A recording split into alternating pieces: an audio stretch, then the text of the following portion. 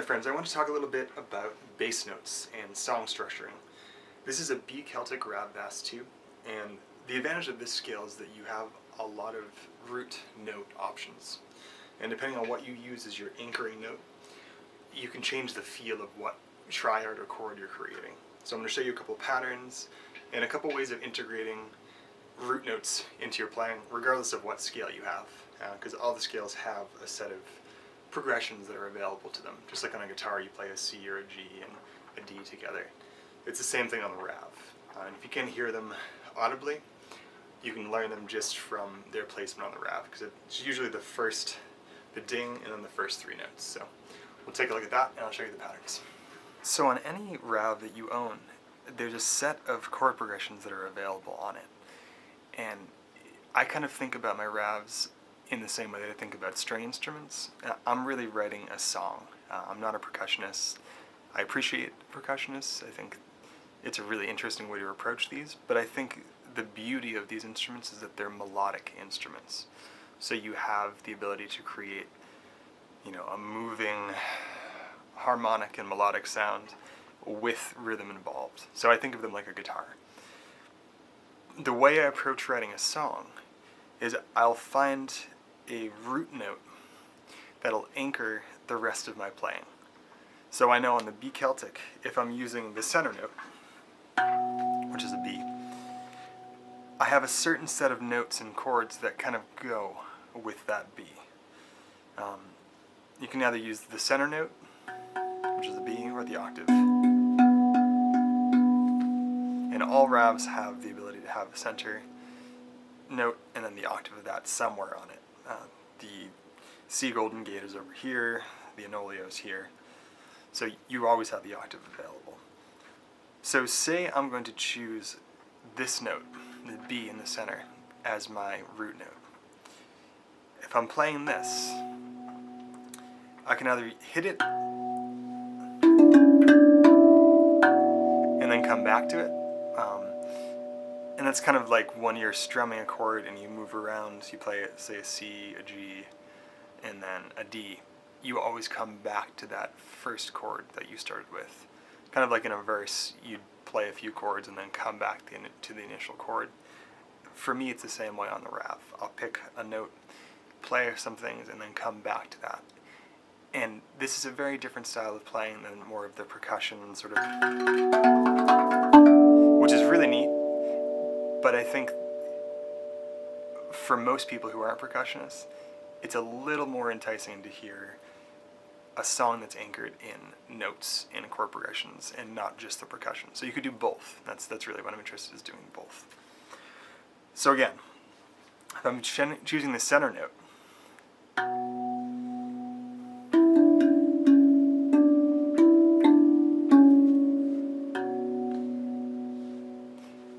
play something like that. So this is just center note, 6, 5, 4, 4, 5, 6.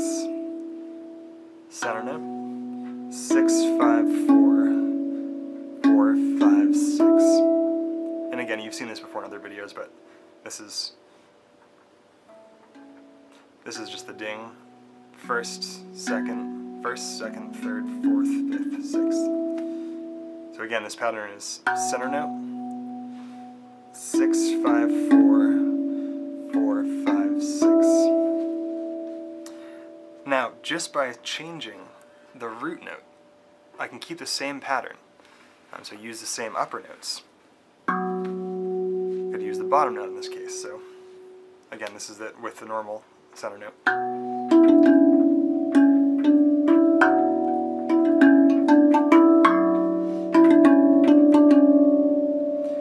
That just changes the feel of it. So it's kind of like you switched chords on a guitar.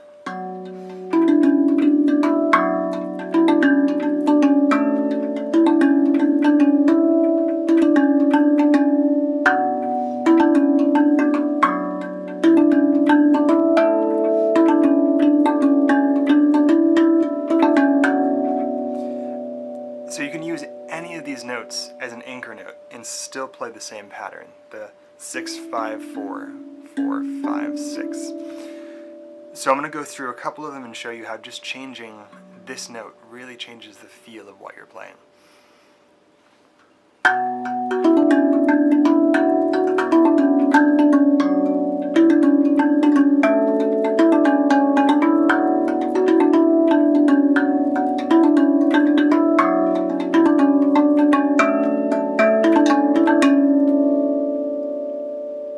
And I'm not really doing very much in terms of varying it except for that note. Now the same thing can go for chords. So I'm going to have to turn this around to show you using a chord and doing the same thing. But you can make that L shape that I've talked about on previous videos. Strike two notes. And this is a dyad, not truly a chord, but for our purposes we'll call it a chord. Hitting two notes at once using the L, either with your pointer finger and your thumb, or your middle finger and your thumb. And this is the same thing as hitting one note. You're setting up a background chord, kind of like when a bassist is playing and a drummer, and then a guitar player plays a solo over that. This is very much like that. You're playing a chord that you're now soloing over, creating a harmony over. So I'll show you that, give you the pattern, and then I'll demonstrate that.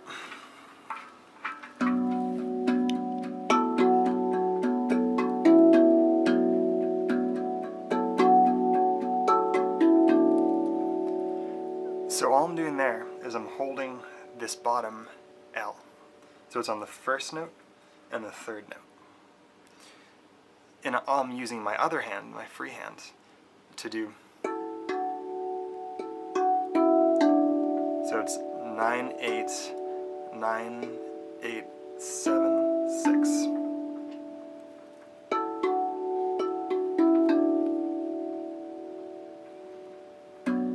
And I'm keeping this pattern.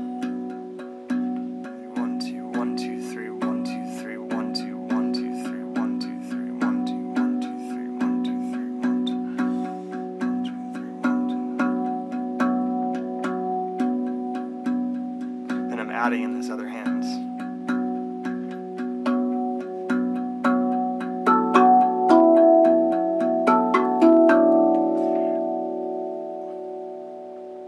So the way to add another chord to that is to move up. So if you're down here on 1 and 3, if you go to 2 and 4, that's the next in the chord progression. So you can do the same pattern.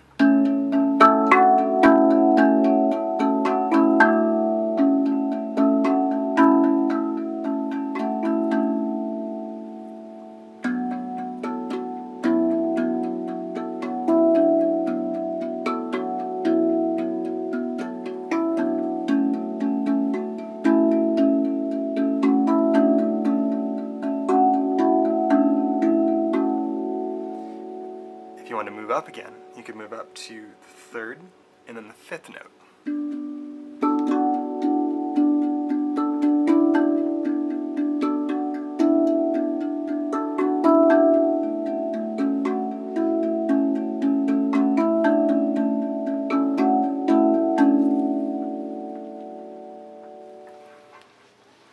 Now, just in taking those few patterns, you can apply that to any RAV scale.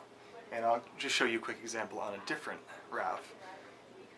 No matter how you approach them, I find it most useful to have an anchor note.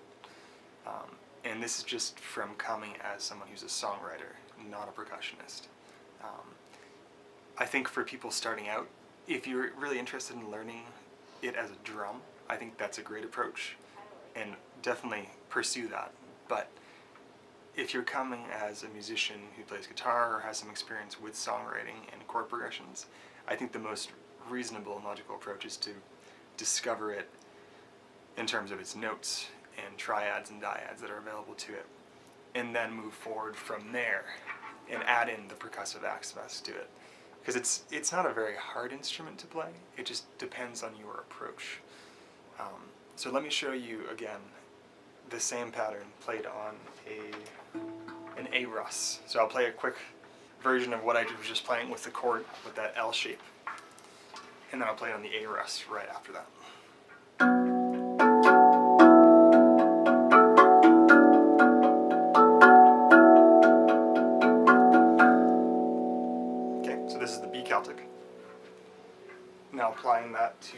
A-Rus. This is an old A-Rus 8 note.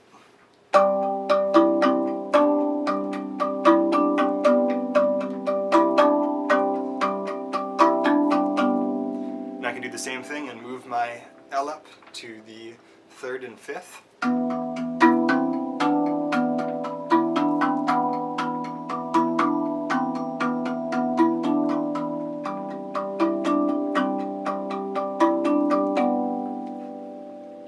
So no matter what chords you're playing, no matter what route you're playing, you have the ability to transfer the patterns from one to the other. The only scales that will really give you a problem are the Anolio, and potentially the new double ding one in the chord, because there's a lot of half steps in the chord. So again, just using that 1st note, 3rd note root pattern, and then the 3rd and the 5th note, you can apply that across all routes and create your own music, and then do whatever you want with this hand. And I'm just doing a simple pattern there. You can do whatever pattern you want, but it's a way to separate your left hand playing the melody from the bottom hand that's playing the harmony or the chords for it. Hope you found this useful in creating your own music. There's no wrong way to play a rav. This is how I approach it. You know, there's tons of players who play it differently, but for me as a multi-instrumentalist, this is the most logical way to approach it. And it's the way that I've been able to produce hundreds of songs on the rav over the past 2.5 years or so. I hope you guys enjoyed. I'll talk to you soon, and there's a bunch of more new tutorials and videos coming up in the near future. Stay well, and thanks for watching.